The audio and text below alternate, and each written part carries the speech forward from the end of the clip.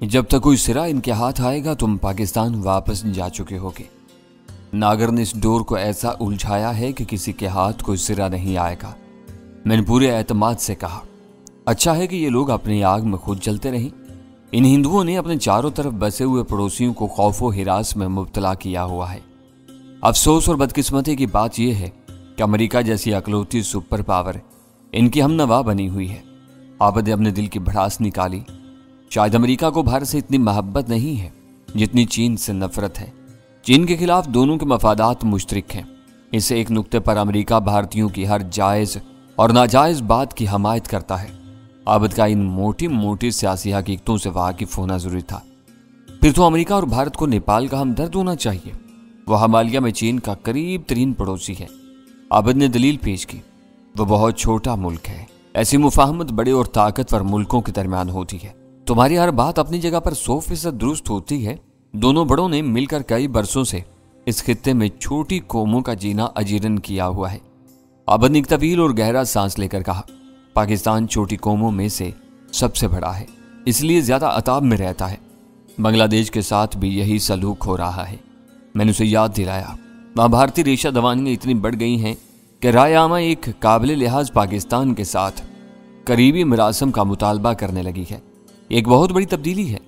मैं हैरान हूं कि नेपाल जैसे छोटे और अमन परवर मुल्क में राय इतनी दिलचस्पी क्यों ले रही है। मैंने उसकी बात काट दी। थोड़ी देर पहले तुम इस बारे में कुछ बताना चाह रहे थे। ये खुली हुई बात है कि भारत में शाह बरेंद्रा को इनके रुझानात और झुकाव की वजह से पसंद नहीं किया जाता। हर हरबे में नाकाम होने के बाद राय ने शाह के गिर्द अपना घेरा डालना शुरू कर दिया है। हद यह है कि वली अहद को भी नहीं बख्शा जा रहा।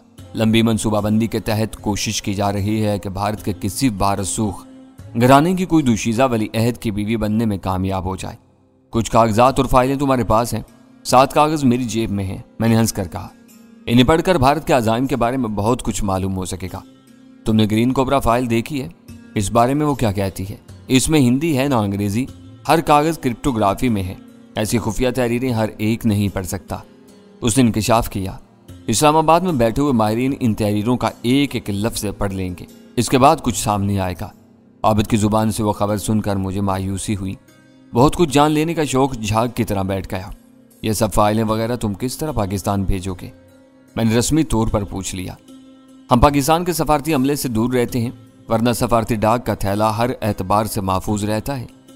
तुमने एक आम सी बात बता दी। मैं नरेश शर्मा के दफ्तर से हासिल किए हुए रिकॉर्ड के बारे में पूछ रहा हूँ। वो चौंक पड़ा और मुआज़्ज़ज़ खान अल-आज़म बोला, माफ़ करना, मैं किसी और ख्याल में खो गया था। तुम आज अमृतसर और फिर वहाँ से लाहौर जा रहे हो। इन फाइलों वगैरह की अहमियत को तुमसे ज़्यादा कौन समझ सकता है? तुम्हारे ज़रिए ये जलाल साहब तक पहुँचेंगी। मैं सोच में पड़ गया क्योंकि आबिद की तजवीज़ इतनी सादा और सहल नहीं थी। वो अपनी दानिश में सही समत में सोच रहा था। इस रिकॉर्ड का देर तक भारत में रहना मुनासिब नहीं था। इन फाइलों और कागज़ों को जल्द अज जल्द पाकिस्तान पहुँच जाना चाहिए था। मुझे वो काम अपने सर लेने में कोई उज़र नहीं था, लेकिन मैं खुद राह वालों से छुप कर पाकिस्तान फरार हो रहा था। मेरी पोजीशन मखदूज थी।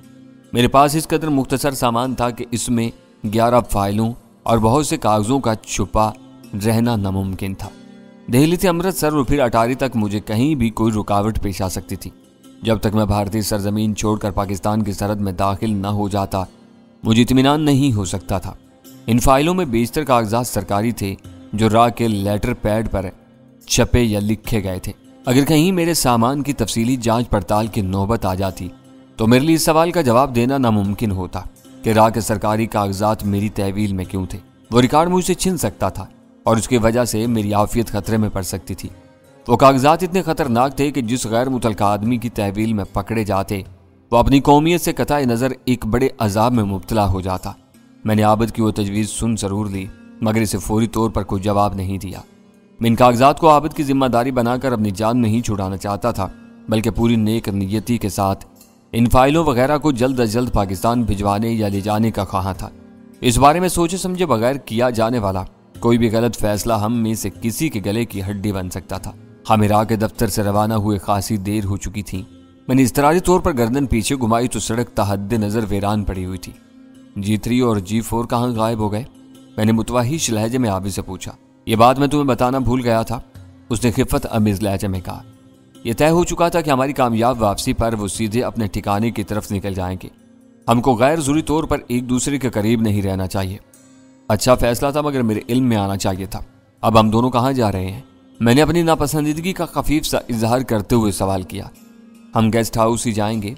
उसकी आवाज़ से बदस्तूर नदामत झलक रही थी। मैं रोशन हिंदसों और सुइयों वाली रिस्ट वॉच पर निगाह डाली। इस वक्त सुबह के 4 बजने वाले थे। मैंने नरमी से कहा, गेस्ट हाउस की बजाय क्यों ना इसी ठिकाने का रुख किया जाए जहां सरला गजाला के साथ गई हुई है। 4 बजने वाले हैं। आबद ने डैशबोर्ड की घड़ी की तरफ देख कर कहा, ऐसा ना हो कि हम उधर पहुंचे और वो दोनों गेस्ट हाउस के लिए निकल चुकी हों। वैसे भी वो ठिकाना मेरा देखा भाला नहीं है। एक मरतबा रात के वक्त गया था, शायद इस वक्त यादाश्त मेरा साथ ना दे सके। ठीक है, फिर गेस्ट हाउस ही चलो। वहां से थोड़ी देर बाद एयरपोर्ट के लिए निकलना होगा। हमारी टिकट कहाँ है? सुबह की परवाज पर दोनों नशिस्तें कन्फर्म हैं। टिकट एयरपोर्ट पर तैयार मिलेंगे। हम दोनों खामोश होकर अपनी अपनी सोचों में डूब गए। गाड़ी तेजी से अपना सफर तय करती रही। मेरे जहन में रह रहकर वो खदशात सर उभारने लगे थे जिनका जिक्र मैं गजाला की जुबान से सुन चुका था। हम पाकिस्तान के बदतरीन दुश्मन मुल्क की सरजमीन पर थे और इसके रुसवाए समाना सीक्रेट सर्विस राह से बरसे बेकार थे। राह वाले इतने मक्कार और चालाक लोग थे कि अपने साए तक से भड़कते थे और किसी पर एतमाद नहीं करते थे। लेकिन मेरे साथ पेश आने वाले वाकयात में कुछ यूं महसूस हो रहा था जैसे अनिल बिस्वास और नरेश शर्मा की अक्लों पर बर्फ जम गई हो, या फिर वो अपने घर में होने की वजह से जरूरत से ज्यादा पुरएतमाद हैं। भारत में हमारी पै दर पै कामयाबियां काबिल फखर थीं, लेकिन इनमें तशवीश का एक भयानक पहलू बेपनाह था। हर दलील, जवाज और वाकयात के पीछो खम के बावजूद मुझे अंदेशा महसूस हो रहा था कि भारतीयों की वो खामोशी किसी बड़े तूफान का पेश खैमा बनने वाली थी। वो तूफान हमारी वापसी के सफर के किसी भी मरहले पर सर उठा सकता था। सफर का बाकी हिस्सा खामोशी से तय हो गया। मैं अपनी सोच में डूबा हुआ था। आबद अली अपनी किसी फिक्र में गलता था। रात बीत चुकी थी। दिल्ली की फिजाओं में सुबह के फसूख खेज अंधेरे का इब्तदाई दौर था। मेरी रिस्ट वॉच 4 बजा चुकी थी। इस वक्त दिल्ली की सड़कें सुनसान पड़ी हुई थी।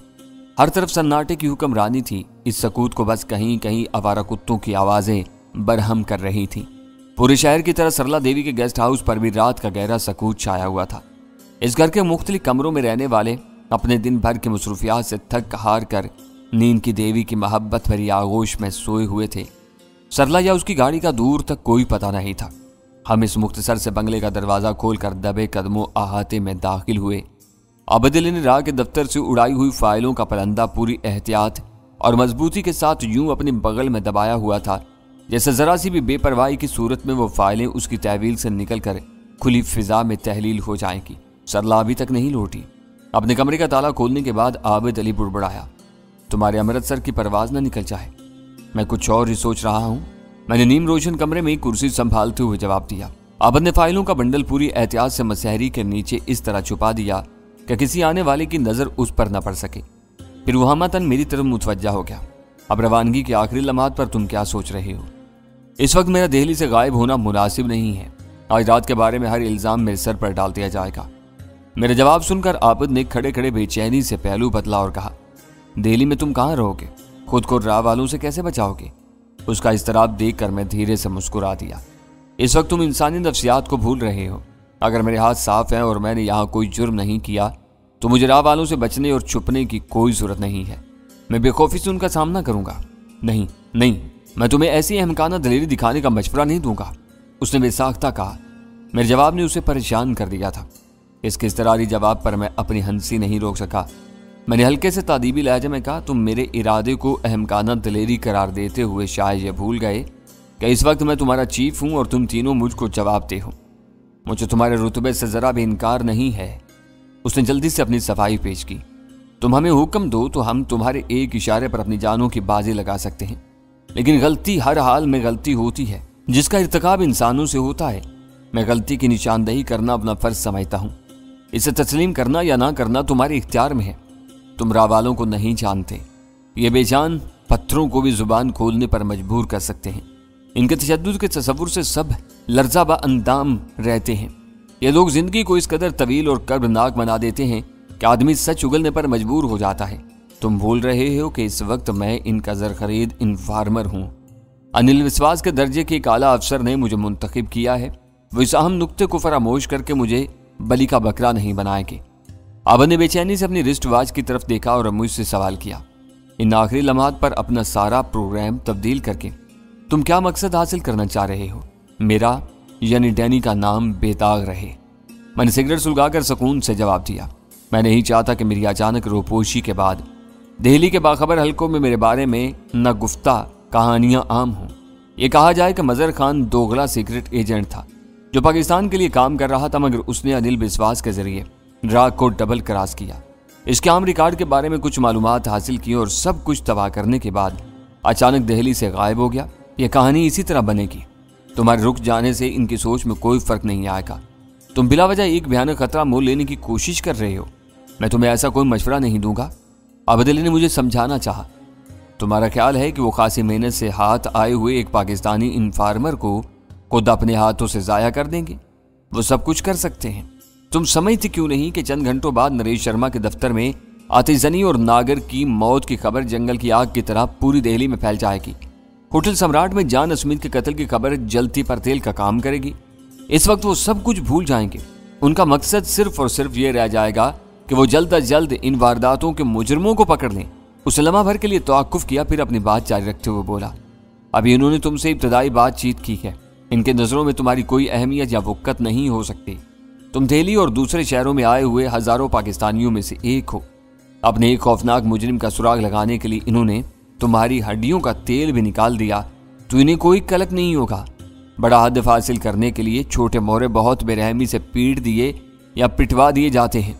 मैं अपने होटल से या दिल्ली से गायब पाया गया तो इनकी तमाम तवज्जो मेरी तरफ मबजूल हो जाएगी। अनिल बिस्वास से लेकर भारत की वजारत खारजा तक के लिए ये एक आसान कहानी होगी कि मजहर खान नामी एक पाकिस्तानी दहशतगर्द हर भारतीय एजेंसी की आंखों में धूल झोंक कर दिल्ली पहुंचा और अपना काम पूरा करके अचानक यहां से गायब हो गया। तुम ये क्यों नहीं समझते कि नागर ने गैर मुतवक्का तौर पर दरमियान में कूद कर कई आसानियां पैदा कर दी हैं? मेरी दानिश में नागर की वजह से तुम्हारे लिए खतरात कम नहीं हुए बल्कि और बढ़ गए हैं।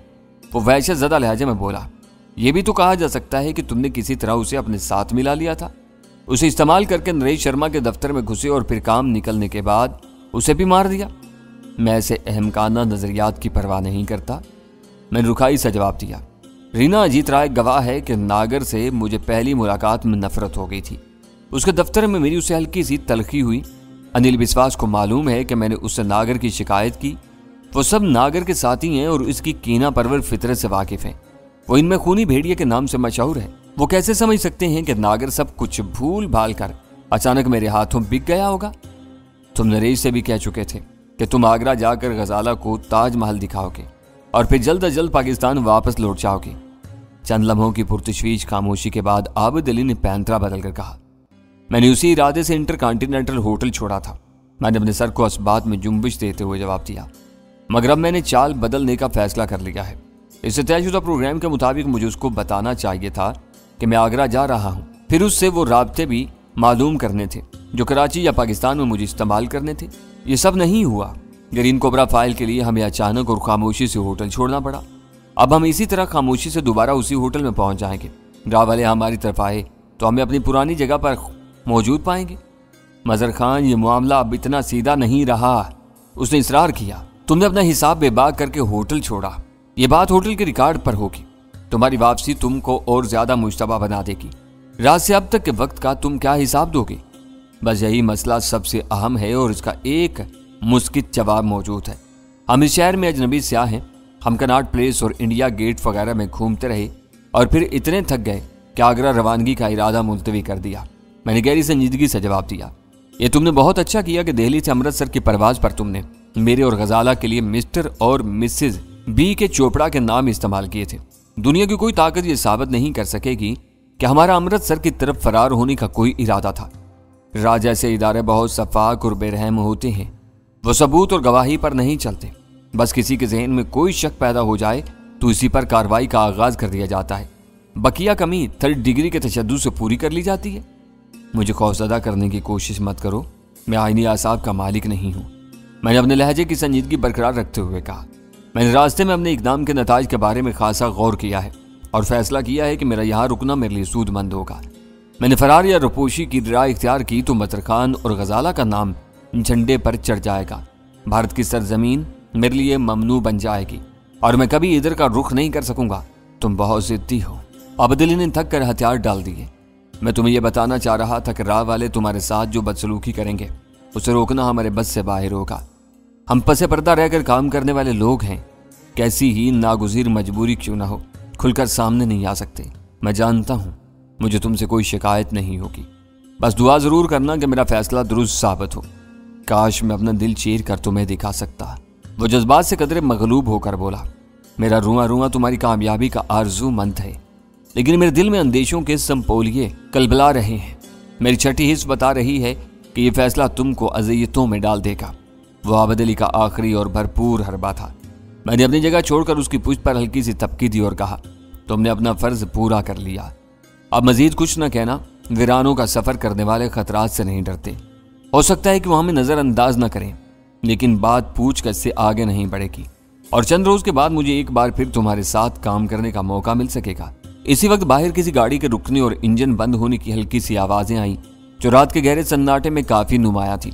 मुझे तवक्का थी कि गजाला सरला देवी के साथ वापस लौट आई होगी, मगर आबद अली के चेहरे के वहशत अंगेज तासरात देखकर मैं भुखला गया। खामोशी से बाहर रेंगा। कमरे की बंद फिजा में आबिद की ससराती हुई आवाज मेरे कानों तक पहुंची। यह सरला की गाड़ी के इंजन की आवाज नहीं है। हमें चुप कर देखना होगा कि ऐसे नामुनासिब वक्त पर कौन यहाँ आया है। वो एक लम्हे के लिए भी अपनी जगह पर नहीं रुका। बात पूरी करता हुआ कमरे से बाहर निकल गया। उसकी बात हक बजानिब थी। इस वक्त खतरे के किसी बाईद तरीन इम्कान को भी नजरअंदाज नहीं किया जा सकता था। मैंने किसी तरद्दुद के बगैर खामोशी से उसकी तकलीद की। मैं दरवाजे से बाहर निकला तो बरामदे में रोशन अकलौता बल्ब बंद कर चुका था। अहाते का दरवाजा खुल रहा था। हमारे पास मजीद मोहलत नहीं थी। हम दोनों एक दूसरे का हाथ थामे दीवार से चिपक गए। तारीकी में मुतारक तारीक तर निस्वानी हेवला मेरे लिए अजनबी नहीं था।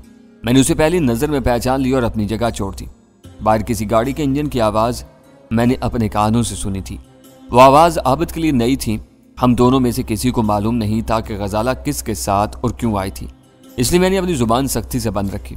इस असना में गाड़ी का इंजन दोबारा बेदार हुआ और हेडलैम्प्स रोशन होने के बाद तेजी से आगे बढ़ गई।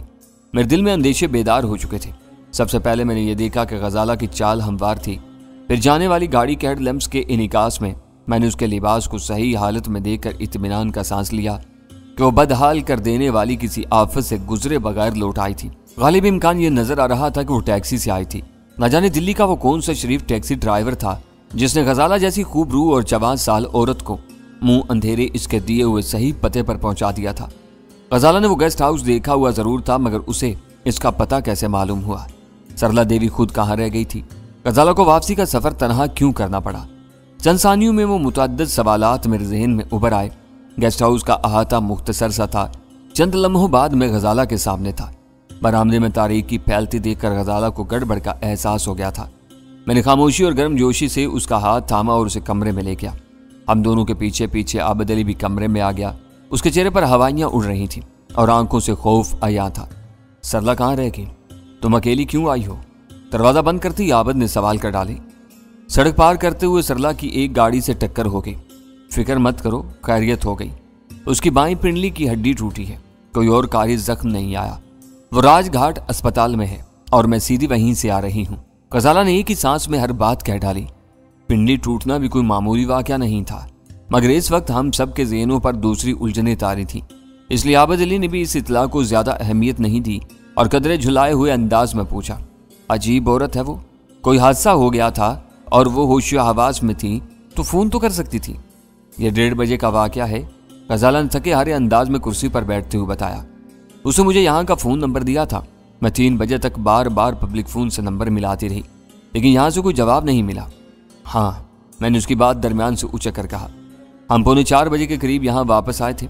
इस बेचारी को अपनी चोट से ज़्यादा मेरी वापसी की फिक्र थी, गजाला ने तुरहम अमेज़ लहजे में बताया। उसे ये मालूम था कि मुझे 4 बजे तक यहाँ वापस पहुँच जाना चाहिए। उसे इमरजेंसी ड्यूटी से वापस जाने वाले एक डॉक्टर की खुशामद करके मुझे वापस भिजवाया है। रास्ते में वो मुझे बता रहा था कि मुझे पहुंचाने की वजह से उसके घर का फासला 10-11 किलोमीटर बढ़ गया। वो बहुत शरीफ और मुहज्जब आदमी था। सरला की गाड़ी कहाँ है? ये पुलिस केस तो जरूर बना होगा। अबद फिक्रमंद हो गया था। सरला की गाड़ी बाजार की पार्किंग में खड़ी हुई है। उसकी निशानदही वो खुद कर सकेगी। उसे टक्कर मारने वाला गाड़ी समेत मौका से भाग गया था, गजाला बता रही थी। लोगों ने उठाकर उसे करीबी अस्पताल तक पहुंचा दिया। वह बड़ा अस्पताल है, मगर वो पुलिस केस नहीं लेते। सरला ने उदम मचा दिया कि उसका खून जाया हो रहा है उसे पुलिस रिपोर्ट नहीं, सिर्फ तिब्बी इमदाद चाहिए। भागने वाला कभी किसी के हाथ नहीं आएगा। इन्होंने सरला से एक तहरीर पर दस्तखत लेने के बाद इसे थिएटर में पहुंचा दिया।